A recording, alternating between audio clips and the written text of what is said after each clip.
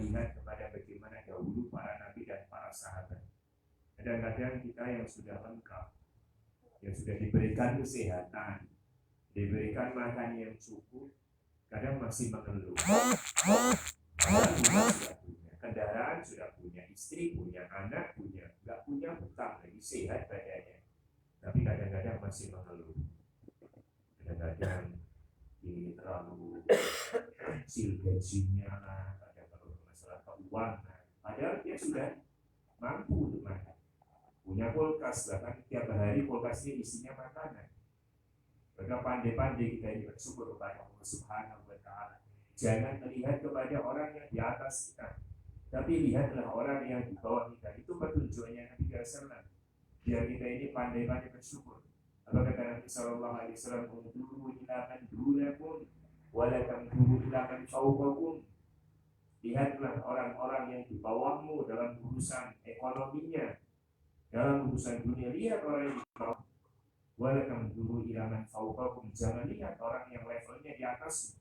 Karena itu nanti akan membuat kamu tidak bersyukur kepada Allah Subhanahu wa Ta'ala.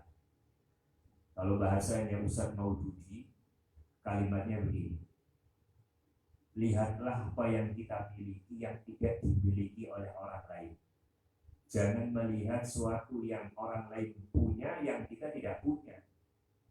Sekarang kita lihat apa yang kita miliki yang itu nggak dimiliki oleh kita. Punya istri. Banyak orang-orang yang sudah mungkin jejaka tua, jomblo tua yang masih belum dapat jodoh, atau wanita gadis yang sudah berusia tapi juga belum dapat jodoh. Atau ketika kita misalkan punya rumah, walaupun rumahnya masih kecil, maka lihat tuh banyak orang-orang yang masih ngontrak. Kita sudah punya kendaraan, tuh lihat orang-orang yang ya hanya punya sepeda ontel. Sepeda ontelnya bukan sepeda goes yang mewah gitu ya, sepeda-sepeda yang ya biasa tua, sepeda tua yang biasa digunakan ke pasar jalan pergi. Kita sudah punya kendaraan kita sudah nyaman.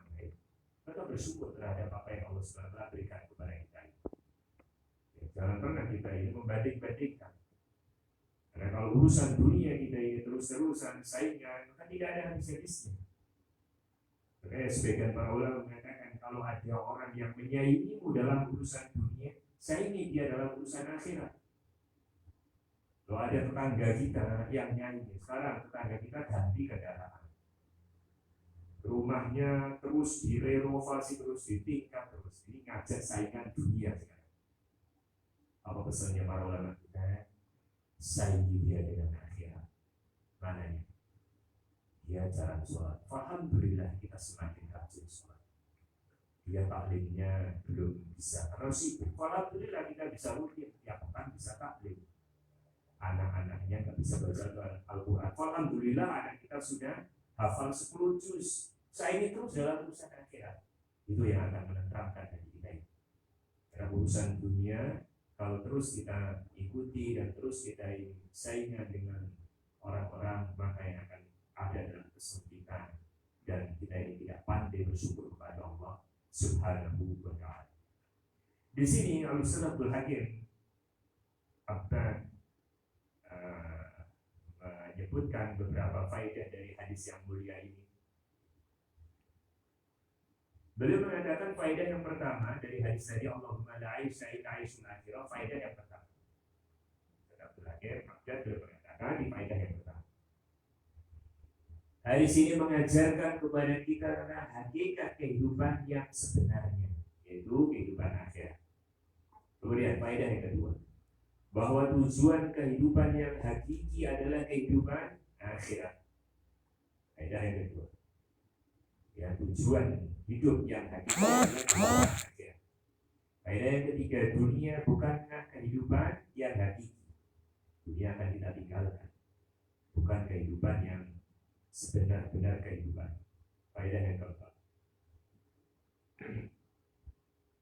dunia bukan faedah yang keempat, dunia adalah tempat untuk bercocok tanam, mempersiapkan bekal dari amal saleh atau amal ketaatan untuk kehidupan yang hakiki, yaitu kehidupan akhirat.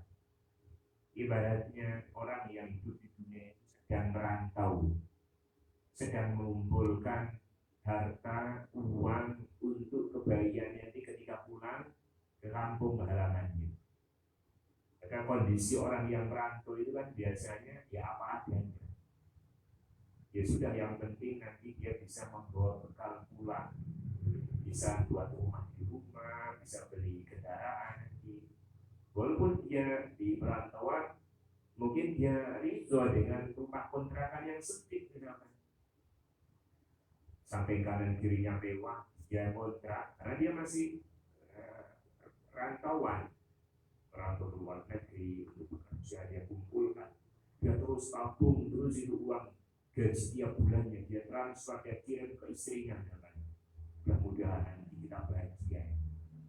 Dia sabar sengsara sesaat di perantauan, mungkin setahun, mungkin 2 tahun, mungkin 3 tahun, mungkin 5 tahun, sabar soro sebentar di perantauan. Tujuannya dia ketika pulang dia bisa bahagia, bersakit-sakit dahulu, bersenang-senang kemudian. Itu prinsipnya.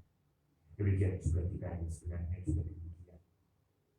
Kampung halaman kita ini sebenarnya adalah surga jemaah sekalian. Itu tempat tinggal bapak kita pertama kali, dan insya Allah mudah-mudahan kita akan kembali ke rumah, ke kampung tersebut. Bapak kita semua pertama kali Nabi Adam, beliau Allah Subhanahu wa Ta'ala tempatkan di surga, dan insya Allah anak keturunannya yang mengikuti ketaatan kepada Allah Subhanahu wa Ta'ala akan kembali ke kampungnya, ke rumahnya yang sebenarnya, itu surganya Allah Subhanahu wa Ta'ala. Nabi Adam pernah merasakan nikmatnya surga.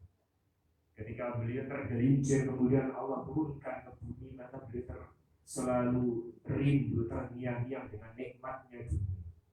Ya, karena sudah pernah merasakan. Dan kita ini belum pernah merasakan, tapi kita sudah diiming-imingi dengan Nabi SAW tentang nikmat-nikmat surga. Maka kita ingin kembali ke kampung halaman kita, surga yang memang penuh dengan kenikmatan. Adapun di dunia ini adalah ini yang beliau sampaikan, adalah tempat untuk bercocokkan tanah, mengumpulkan, berbekal. Apa kata Allah SWT? Fatazawwadu fa inna khairaz zadi taqwa. Berbekallah kalian, cari bekal sebanyak-banyaknya di dunia ini, dan sebaik-baik bekal adalah ketakwaan kepada Allah SWT. Jadi apa yang kita kumpulkan, yang kita akan bawa ke kampung halaman untuk kebahagiaan kita ini bukan harta. Kalau orang merantau kan dia kumpulkan harta biar bahagia ketika pulang. Tapi untuk pulang ke akhirat, yauma la yanfa'u malu wala banun illa man atallaha biqalbin salim.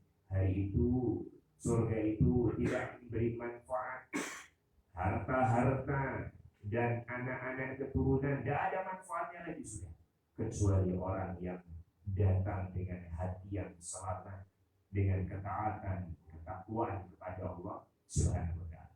Faedah yang kedua, kejahilan dan kerugian, serugi-ruginya bagi mereka yang mengutamakan dan mendahulukan kehidupan dunia yang fana ini daripada kehidupan akhirat yang kekal abadi.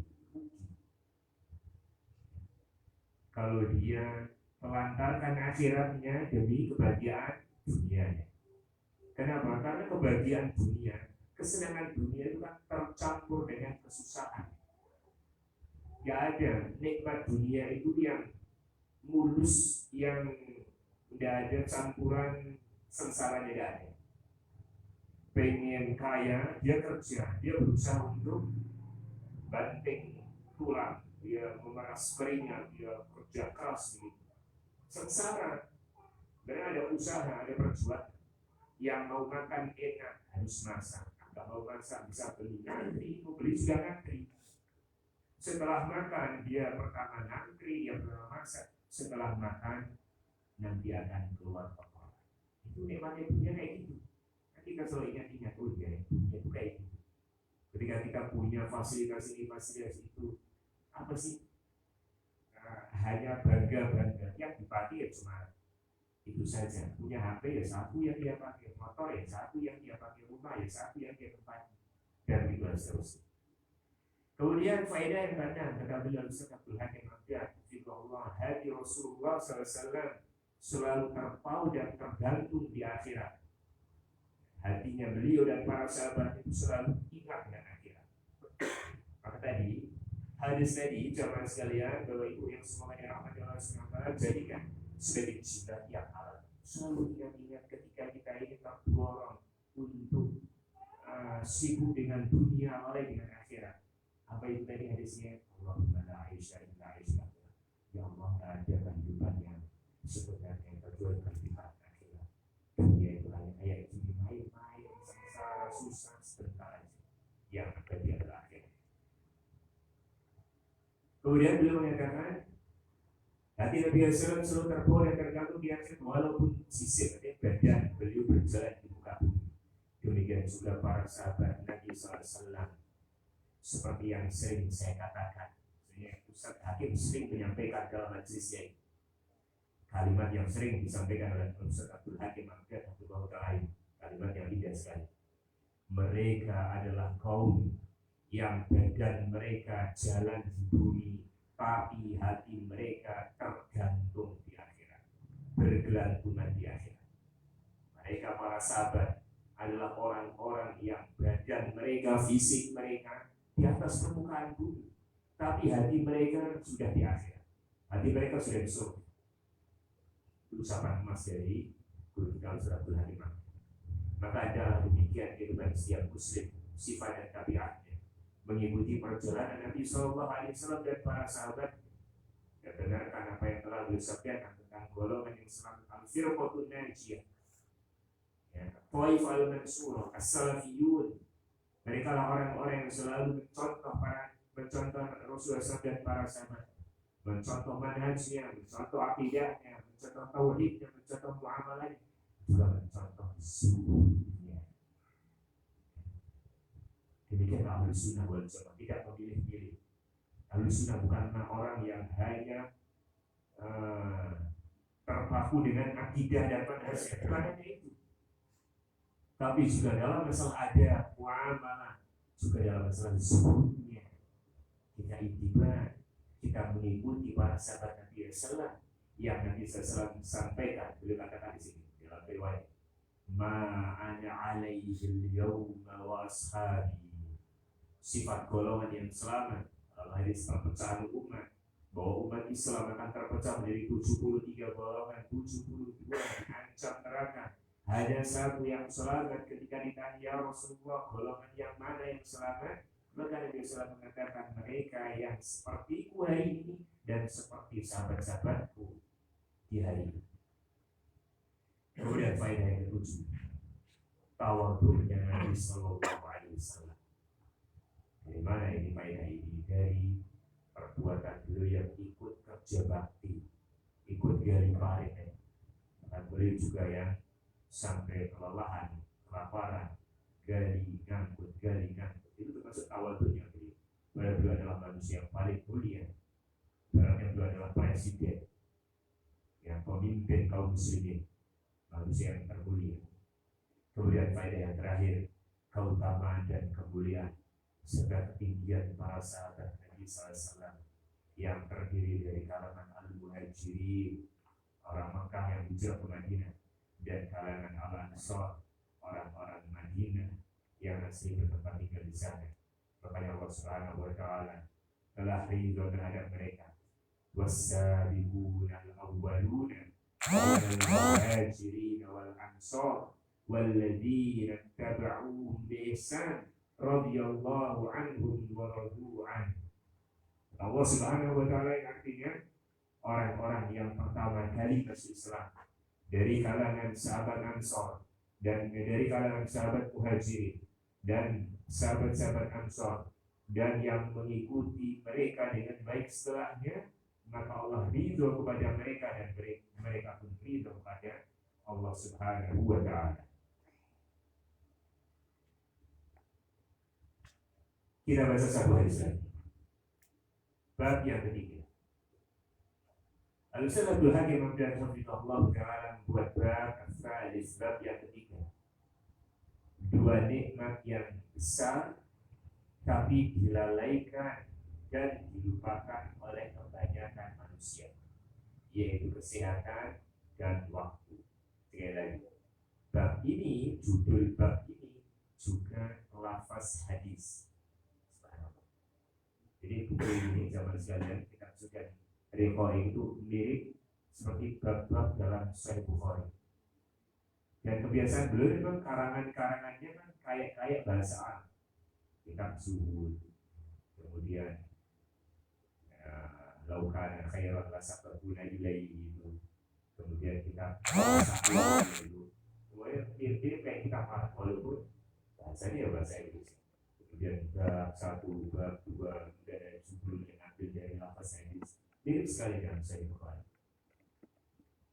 Hadis yang keempat, An Ibnu Abbas radhiyallahu anhuma, dari sahabat Abdullah bin Abbas, keponakannya Nabi sallallahu alaihi wasallam, baiknya Nabi sallallahu, Abdullah bin Abbas radhiyallahu anhuma, yang mana belum pernah didoakan oleh Nabi sallallahu dengan doa Allahumma faqihhu fid din wa 'allimhu ta'wil, ya Allah fahamkanlah Ibnu Abbas ini dalam masalah agama dan fahamkan dalam masalah tafsir. 'Allimhu fid din, faqihhu fid din wa 'allimhu ta'wil. Maka sahabat Abdullah bin Abbas menjadi ulama dan belum menjadi ahli tafsir yang paling hebat, sehingga beliau ini bergelar dalam ilmu tafsir. Sahabat Abdullah bin Abbas ini gelarnya adalah Turjumanul Quran, penerjemahnya Al-Quran. Turjumanul Quran, saking hebatnya tafsir dari beliau ini, sahabat Abdullah bin Abbas. Beliau di sini meriwayatkan dari Nabi sallallahu alaihi wasallam, telah bersabda Nabi sallallahu alaihi wasallam. Hadis yang singkat yang pendek seperti dengan judul tadi. Kata Nabi sallallahu alaihi wasallam, ni'matan maghbunun fihima katsirun minan nas, as-sihhatu wal faragh. Kata Nabi sallallahu alaihi wasallam, dua nikmat yang banyak tertipu dengan nikmat ini. Banyak manusia umumnya tertipu, membuatnya murah, padahal ini nikmat yang begitu besar, yang harusnya nikmat ini dimahalkan oleh kaum muslimin, ya, dimanfaatkan oleh kaum muslimin. Apa itu? As-sihhatu wal faragh, nikmat sehat dan nikmat waktu luang. Dua nikmat ini kalau terkumpul pada seorang akan terwujud keinginannya. Pertama sehat, yang kedua waktu luang. Banyak orang-orang yang pengen ngaji, tapi ternyata mungkin sakit atau ternyata sibuk. Di samping tekadnya dan bimbingannya Allah, kekuatan dari Allah Subhanahu wa Ta'ala, harus si nikmat ini sehat dan nikmat waktu luang. Yang mana nikmat ini ternyata kita jumpai, kita saksikan kan? Baik saudara-saudara kita kaum muslimin yang mereka seolah membuang-buang itu waktu luangnya ini, nongkrong di warung-warung, di warkop, di tempat-tempat tongkrongan itu berjam-jam, main game berjam-jam, itu waktu yang terbuang sia-sia ini. Padahal semua itu waktu yang Allah berikan kepada kita ini sudah nanti akan ditanyakan. Semua nikmat yang Allah berikan kepada kita ini akan dipertanyakan nanti pada hari akhirat. Maka ada sebuah riwayat yang diriwayatkan oleh Imam Al-Hakim dalam kitab Al-Mustadrak, agar kita ini memanfaatkan 5 sebelum datang 5. Kata Nabi SAW, hadis ini dihasankan oleh Syekh Al-Albani dalam riwayat Imam Al-Hakim dalam kitab Al-Mustadrak. Kata Nabi SAW, "Iqtani khamsan qabla khamsin." Manfaatkan 5 sebelum datang 5. Apa itu 5 itu? Yang pertama adalah syababaka qabla syaikhik, masa mudamu sebelum datang masa tua, masa muda, masa-masa yang saat produktif, masa badan sehat. Masih muda, nggak pernah masuk angin, nggak ada greges, makan bebas, nggak ada pantangan, saat sehat. Manfaatkan ini dengan baik sebelum datang di masa tua. Yang kedua, wasihataka qabla saqami, manfaatkan hubungan sehat sebelum datang masa sakit. Karena kehidupan itu kan berputar. Sekarang muda nanti akan tua, sekarang siang nanti akan datang masa-masa sakit. Dan ketika sakit baru dia merasakan nikmatnya sehat itu. Nikmat sehat itu kan berkuasa, dan nikmat ketika seorang itu mengalami sakit. Yang ketiga, wa faraghaka qabla syughlik, manfaatkan waktu longgarmu, luangmu yang masih ada waktu puasa, manfaatkan sebaik-baik sebelum datang waktu sibukmu. Sebelum nanti jadi penanggung jawab ini, menjadi ketua ini, punya pekerjaan ini. Saat itu sudah dia itu seolah-olah pengen, kalau ada yang menjual waktu pengen membeli. Kita yang punya pekerjaan itu kan cepat sekali ya, kayaknya baru tadi kemudian istirahat sebentar, sekarang sudah malam. Kayak ini waktu itu kurang gitu rasanya. Makanya masih punya waktu longgar, kesibukan masih sedikit, masih ada santai, manfaatkan sebaik-baiknya sebelum datang di masa-masa sibukmu. Kemudian yang keempat, manfaatkan ginaka qabla faqrik, masa kayamu sebelum nanti kamu fakir. Ingat, hidup itu akan berputar. Mumpung masih punya kemampuan, punya harta, manfaatkan sebaik-baiknya. Sedekahkan. Dan sedekah yang layak, kemaslahatan akhirat sebelum datang masa fakir, sehingga engkau akan berangan-angan, saya punya, saya ingin, nanti ingin bersedekah. Ya, di saat masa-masa tuanya, hartanya sudah dia bagi-bagikan untuk anaknya, padahal dia masih hidup. Ketika dia sudah tua, dia berangan-angan, andaikan saya ini masih ada, belum sampai yang saya ingin, wakaf ini, wakaf itu, calon untuk yayasan, pondok, untuk lembaga ini, untuk sekolah ini, dan seterusnya. Manfaatkan, misalnya nanti dimanfaatkan saat Anda sedang mampu, berikan kekayaan, manfaatkan sebelum nanti datang waktu sini. Kemudian yang terakhir, wahaya jaga qabla mauti, manfaatkan hidup untuk masih hidup sebelum datang kematian kepada kita. Al-Ustaz Abdul Hakim Abdullah Ta'ala mengatakan di sini dalam syarahnya, komentarnya di sini, di dalam hadis yang mulia itu Nabi SAW telah mengajarkan kepada kita sebuah pelajaran dan nasihat yang sangat besar dan tinggi sekali nilai. Apabila kita mau mengambil, yaitu memanfaatkan waktu dan memanfaatkan kesehatan. Di mana kebanyakan manusia telah tertipu oleh keduanya, sehingga mereka melalaikan dan menyia-nyiakan keduanya dalam sebagian besar dari umurnya. Kita lihat anak-anak muda zaman sekarang ini, rata-rata mereka menghabis-habiskan waktunya ini. Habis waktunya dengan permainan-permainan di tempat-tempat umum, di luar, di angkringan-angkringannya, atau habis dengan HP-nya, dengan laptop yang semisalnya. Kita jumpai mereka yang sebenarnya masa itu adalah masa emas.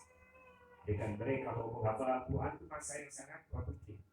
Dengan mereka ingin mendalami ilmu agama, kita butuh seperti Syekhul Islam, kita butuh seperti Imam Bukhari, kita butuh anak-anak yang nanti bisa membuat Indonesia ini lebih baik. Sekarang kita lihat, ya, kita bukan mencela diri kita, kita lihat itulah fakta. Ya, orang tuanya seperti itu, anak-anaknya seperti itu, terus gimana nanti? Banyak musola-musola yang kosong, masjid bahkan besar sekali, ternyata jamaahnya 1-2. Bahkan bukan hanya sekali, saya masuk di masjid besar, masjidnya ini yang imam, yang azan, saya tunggu, ya dia mau mati, dia yang imam ya, ternyata masjid besar gak ada jamaahnya. Ini kan musibah sendiri, masjid besar hanya 1. Dia sendiri yang ada, dia sendiri yang imam, dia juga makmum, udah ngerangkap semuanya. Sekarang inilah fakta ini. Kapan kita ini akan berikan waktu kita dan mendidik anak-anak kita? Kalau seperti ini terus kita alami terus dan kita telantarkan keluarga kita, anak kita, bagaimana dengan kondisi Indonesia ini 10 tahun yang akan datang. Kecerdasan memang banyak saat ini, orang-orang pintar banyak, tapi orang yang berada, orang yang peduli terhadap agama itu minim. Maka butuh kita ini sadarkan. Karena dengan kesadaran ini nanti insya Allah akan mengawali dari perbaikan anak-anak kita didik dengan pendidikan agama. Kita sekolahkan ke sekolah-sekolah yang Islami, sekolah-sekolah sunnah. Kalau perlu kita pondokkan anak kita ini. Dan kita cita-citakan. Saya sekarang sudah tua, sudah tidak bisa lagi menghafal, sudah tidak bisa lagi untuk belajar nahwu sorof. Biarkan nanti anak saya ini yang mudah-mudahan dia seperti Syekhul Islam di zamannya. Kita berharap seperti itu sehingga Indonesia ini menjadi negara lebih baik. Karena Indonesia itu sama sekalian. Kita tahu ya orangnya sebenarnya cerdas dan punya karakter yang baik-baik. Ya, pusat-pusat kita, alhamdulillah mereka punya karangan-karangan. Misalnya kalau Ustaz Firanda punya karangan tersebut juga dikonsumsi oleh orang-orang luar di Arab juga. Sebenarnya pusat-pusat kita dan insya Allah yang membedakan kita dengan mereka hanyalah tekad kita ini, kesungguhan kita ini. Semua manusia itu sama, lahir dalam kondisi tidak punya apa-apa, dalam kondisi bodoh. Ya, makannya juga sama, kita dengan para ulama ya makannya sama, makan nasi sehari 3 kali, minumnya air putih. Yang membedakan adalah kesungguhan kita, kesadaran kita terhadap anak-anak kita, terhadap keluarga kita. Beliau mengatakan kembali kepada penjelasan di mana kebanyakan manusia telah tertipu oleh keduanya sehingga mereka melalaikan dan menyia-nyiakan keduanya dalam sebagian besar dari umurnya. Hal ini disebabkan karena waktu dan kesehatan pasti akan hilang dari manusia. Waktu pasti akan hilang, pasti akan hilang, dan kesehatan pasti sudah akan hilang. Imma disebabkan kematian yang akan melenyapkannya atau kesibukan yang menumpuk didahului oleh kematian, atau sudah muncul kesibukan atau penyakit yang berkepanjangan, komplikasi penyakit besar datang kepadanya. Maka dari sini kita mengetahui dengan saya bacanya alam besarnya dan mulianya kemanfaatan waktu dan kesehatan bagi manusia. Wallahu a'lam bishawab. Para jemaah sekalian, Bapak dan Ibu-ibu, semoga saya biasa dirahmati dan dijaga Allah Subhanahu wa Ta'ala. Demikian akan 2 hadis yang kita baca dan syarah atau penjelasan dari Al-Ustaz Abdul Hakim dari kitab beliau, buku beliau yang kita sudah mengetahui. Mudah-mudahan berguna dan bermanfaat bagi kita semua. Barangkali sebelum saya akhiri, ada tanggapan dari Pak Pertanyaan kami bersilakan.